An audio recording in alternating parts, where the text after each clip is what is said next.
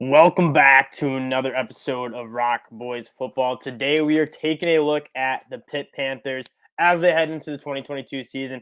Honestly, one of my favorite teams in the ACC. Obviously, I am a Wake Forest guy, as many of you guys know. Tough ACC championship game last year, but I love what Pat Narduzzi is doing. I just like the Pitt Panthers program in general, and we're taking a look at how they're going to fare in the 2022 season. Before we get into the video, I just wanted to thank you guys for all the support you guys have showed the channel. If you do like talking college football, I encourage you guys, if you like the content, to subscribe to the channel. Now, let's start talking some Pitt football. We're going to start with kind of an intro. Pat Narduzzi coming off an ACC championship win. Obviously, Kenny Pickett out the door and Jordan Addison out the door leaves a lot of questions for the offense, including their OC leaving Mark Whipple, who goes off to Nebraska. So, Pitt's coming into the 2022 season with a lot of question marks, but I don't think it's going to be too bad. You got Keaton Slovis coming in from USC. I think he's going to be quarterback one. He didn't look great in the spring game, but first couple months on campus, it's obviously going to be taking a little bit of time to kind of get used to that new scheme. And Nick Patty looks like a very serviceable guy to kind of push Keaton Slovis in that starting role. But I think they will be okay at that quarterback position. Keaton Slovis takes care of the football pretty well for the most part. He's a very accurate guy. This guy before 2021 season was talked about as a first round NFL draft talent. Coming to Pitt, a little bit of a change of scenery. Optimistic about how he's going to look, but what I want to do is take a little bit more of a look at who their wide receivers are going to be, who are the offensive weapons on the outside that are going to kind of carry this team. Obviously, Jordan Addison leaving, the Blitnikoff Award winner, the best wide receiver last year in the country, some may argue, goes to USC. Who's going to step up? One guy I'm really, really excited for is Mumfield, the transfer from Akron. He looked kind of explosive in the spring game. I've been hearing a lot of good things about what he brings to the table. And then Jared Wayne, listed to the All-ACC, I believe, second team or maybe third team, either or. I look to those two guys to kind of step up and provide some of those explosive plays that Jordan Addison and Kenny Pickett were making happen last year. And then at that tight end spot, Gavin Bartholomew, I think that's how you say it. He's also very impressive. Kind of going back and watching a little bit of Pitt film. Lucas Kroll got a lot of attention, but Gavin Bartholomew, I think that's how you say it. He's very, very good in space. He's a big body. He catches the ball well, but he is very good after the catch, which is kind of rare for those tight ends. It's going to be his second season with the program, and that's when you see players take the most jumps. So I'm very optimistic about how he's going to look. And then we got to talk about the run game. They didn't look to go to the run game that much, obviously, with one of the best quarterbacks in the country in Kenny Pickett. But I think they're going to need to lean on that run game a little bit more this year. And it's you get your two workhorses back in Israel Abikanda and Vincent Davis, the two guys who kind of were the workhorse ball carriers last year. They weren't that efficient. I'm in my notes. I got Israel Abikanda averaged 5.2 yards per game. Vincent Davis a little under 5 yards per rush. So not as explosive as you might want out of your running backs, but they get the job done. And what I'm really optimistic about is that offensive line. 4 guys named to the preseason Athlon Sports All-ACC team. Carter Warren has been a guy on my draft board for a while. I remember watching him 2 years ago thinking this guy might be one of the better left tackles in the country. He's back for a redshirt senior season, been there for a very long time, and he's just a very solid left tackle, which is very hard to find. And Pitt's very lucky. A lot of these Division I hot Power 5 teams are looking to kind of fill in with the transfer portal some of those offensive line positions. Pitt is deep, and they are good. Marcus Minor is very good. Owen Drexel at the center position is very good. And then Gabe Hoy at right tackle is also a very, very solid guy.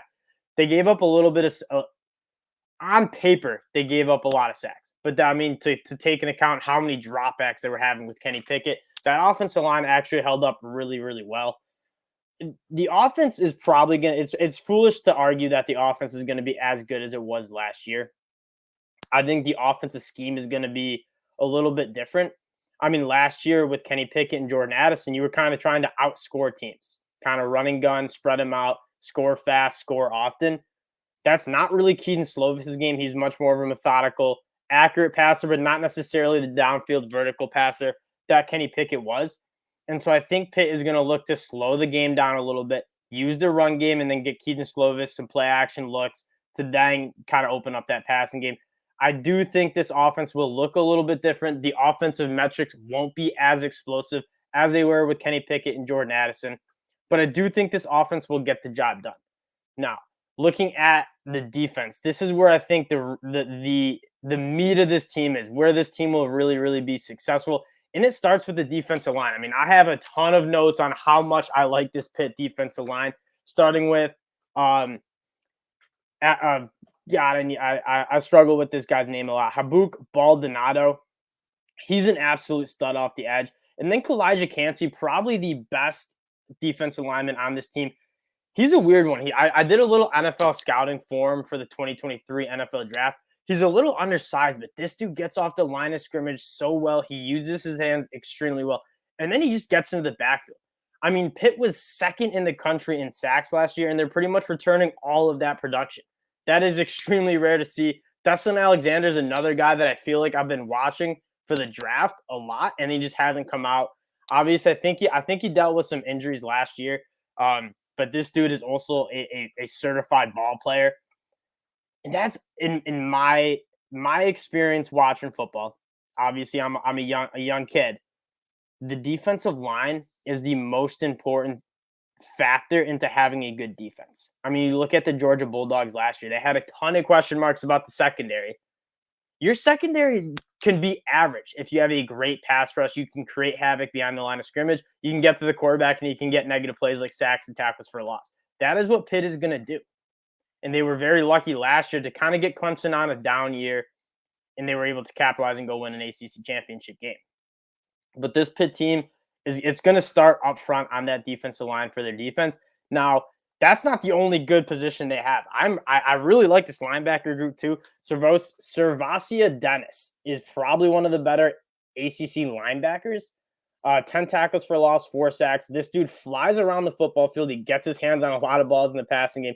He just gets behind the line of scrimmage. And again, we talked about how important it is to create havoc on defense and get those negative plays. That's what Servasia Dennis does. Very optimistic about what he can do. And I want to touch on one other guy, and Shane Simmons, who's coming over from Notre Dame. This dude was a former top 100 recruit due to 24/7 Sports in the 2018 class. For, I think, injury reasons and just depth chart concerns, couldn't really find the field at Notre Dame. But he has all the tools to be a playmaker on the defense side of the ball, especially in the ACC. He had an interception in the spring game from what I saw. I think he's going to be able to find the field, and I think he's going to be able to put his fingerprints on the game a little bit. So he's another guy to watch. But obviously, Servasia Dennis is kind of that leader at the linebacker position, that Mike linebacker. Very, very – he flies around the field. Love his game. And then looking at the secondary, again, what we talked about, I'm not too concerned about the secondary because that defensive line is so good. There's not going to be a lot of teams that are going to have success dropping back and throwing the ball in the Pitt Panthers because that defensive line is so good at creating havoc, getting sacks, and getting after the passer and getting pressures. Now, you do have some really good safeties in Brandon Hill and Eric Hallett at the back end who I think are going to benefit and get some interceptions, get their hands on footballs because of the havoc that the defensive line is producing. Obviously, you got you're losing Damari Mathis. That's how you say his name, Damari Mathis, who I believe was a early day 3 pick. He was a really good cornerback that I looked at and scouted a little bit for that 2022 NFL draft. He'll be missed, but I think that these cornerbacks and these safeties are going to have a kind of easy time in pass coverage when your defensive line is that good. What I want to do now is just take a look at this Pitt schedule. DraftKings put their win total at 6.5. I don't normally give prop bets out on the season previews, but I think I might do it this year. So we're going to take a look. I'm going to pull up their schedule real quick. You guys get to see my ugly mug for a second. We're going to take a look at this Pitt Panthers schedule here.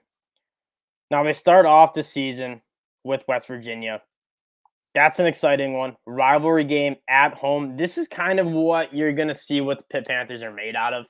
West Virginia, I'm not very high. They obviously got JT Daniels, but they also lose a lot, either in through the transfer portal mostly. They're a good team. I think the spread is sitting at 7 points. Pitt should take care of business here.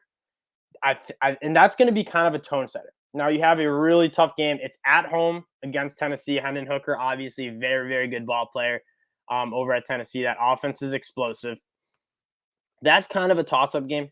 I think Pitt can win it, especially with it being at home. You don't have to go to Knoxville and play them on the road. But that's going to be the first two games are really going to set the tone for this season in West Virginia and Tennessee. Two out-of-conference games that are really, really big for how this season is going to end up going. And then you get the revenge game at West Virginia. As Pitt Panther fans, I'm sure it's very frustrating to look back and see that loss to Western Michigan. They were a good team, but Pitt was a very good team. They shouldn't have been losing to Western Michigan. Obviously, a tough game. I think they go 2-1. They obviously pick up a game against Rhode Island, 3-1. Georgia Tech still trying to get out of that triple option. They should be fine there to go to 4-1. Virginia Tech at home, the homecoming game. You don't have to go to Blacksburg, which is a huge plus. Virginia Tech has a lot of question marks. On kind of also the wide receiver, we just season previewed that. Wide receiver, a lot of question marks. Offensive line, a lot of question marks. I expect Pitt Panthers to win that one, go to 5-1. Then they go down to Louisville, Kentucky.